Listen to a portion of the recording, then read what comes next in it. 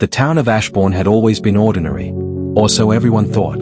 It was a quiet place nestled between rolling hills and dense forests, the kind of town where nothing remarkable ever happened, until the train came. No one knew where it came from. No schedule. No whistle. Just one night, it appeared on the old tracks at the edge of town. The rails were abandoned, rusted and overgrown, unused for decades, but there it stood, gleaming under the cold moonlight, a locomotive as black as the void, steam curling like ghostly fingers into the night. Its windows glowed with a soft, amber light, but inside, shadows moved unnaturally, like liquid in the dark. It was silent, yet the ground seemed to hum beneath my feet. Curiosity pulled me closer, against every instinct that screamed to run. Other townsfolk had gathered too, drawn like moths to a fire that promised danger. No conductor. No passengers. Just the train, waiting.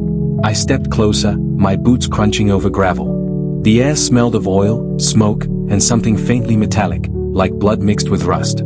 The doors hissed open on their own, revealing a narrow corridor lined with polished wood, brass fixtures, and velvet seats. Everything was pristine, as if untouched by time. Yet there was a chill inside, a whispering that tickled the edge of hearing, a sensation that the train had been expecting me.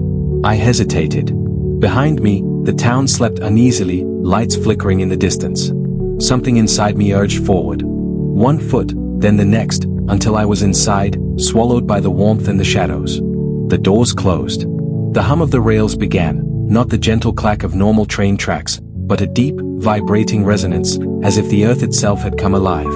I tried to speak, to call out to anyone else who might have entered, but the words froze on my tongue. There was only the train, and its slow, deliberate journey forward. As the scenery outside became impossible to recognize, time itself seemed to warp. Trees twisted in impossible angles, stars streaked across the sky, and the moon flickered like a faulty light.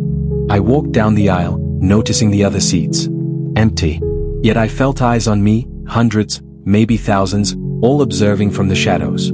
A soft voice called my name. Not from a person, not from the walls, but from the train itself. Are you ready to see? The lights dimmed. The windows no longer reflected the forests outside. Instead, they showed memories. My memories. Places I had visited, faces I had loved, mistakes I had made. The train was not merely a vehicle, it was a collector. A witness to lives, regrets, and choices. And then I saw them. Figures in the seats, travelers who had never existed, people who had vanished, or perhaps had never truly lived. Their faces were blurred, shifting, but the eyes, they followed me. They whispered of things left undone, of promises broken, of moments lost. I wanted to look away, to close my eyes, but the train had me. Every pulse of the engine, every sway of the car, pulled me deeper into its story. And then a man appeared.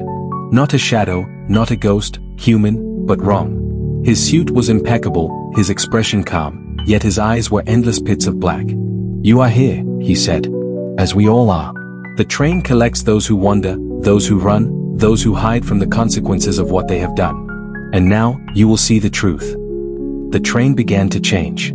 Corridors stretched impossibly long, stairs spiraled into infinity, doors opened into rooms that should not exist. I wandered through them, each more unsettling than the last. A nursery where the cries of children echoed endlessly, a study where papers wrote themselves in trembling ink, a ballroom filled with dancers who moved in impossible gravity, spinning and stretching across walls and ceilings. Time fractured. I glimpsed myself at different ages, moments I had forgotten, choices I had denied, losses I had ignored. The train was showing me everything, demanding reckoning, demanding witness. I tried to escape, to reach the front, but the train had no engine. There was no way to stop it. The rails were infinite, leading to a darkness that promised oblivion. The man appeared again. You see now, he said, the train does not arrive from nowhere. It comes for everyone. Those who live without seeing, who move without feeling, who die without understanding. It waits. And it will find you. A door opened. Outside, the world was a twisted reflection of my own. A city empty, streets bending at impossible angles, skies swirling with colors that should not exist. Figures moved in the distance, calling, reaching, lost and waiting. I understood, the train was a bridge. A liminal space.